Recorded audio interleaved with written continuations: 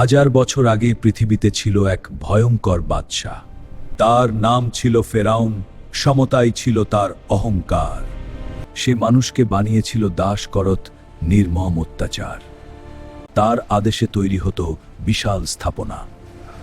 একদিন সে ঘোষণা দিল, আমি তোমাদের সর্বোচ্চ প্রভু। এই ঘটনা উল্লেখ আছে কুরআন শরীফে। তার ভয় ছিল কেউ যেন তার বিরোধিতা না করে। এই সময় জন্ম নিল এক শিশু, যাকে বড় করল ফেরাউনেরই প্রাসাদে।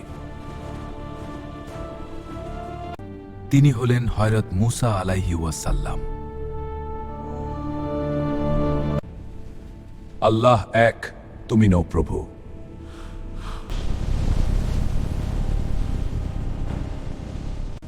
সে ডেকে আনলো জাদুকরদের,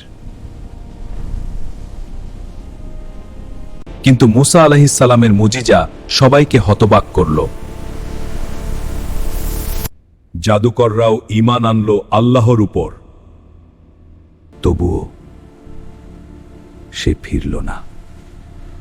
অবশেষে মুসা আলাইহিস সালাম তার কওমকে নিয়ে বের হলেন। ফেরাউন পিছু নিল বিশাল বাহিনী নিয়ে। সামনে সাগর, পেছনে সৈন্য। আল্লাহর হুকুমে সাগর বিখণ্ডিত হল।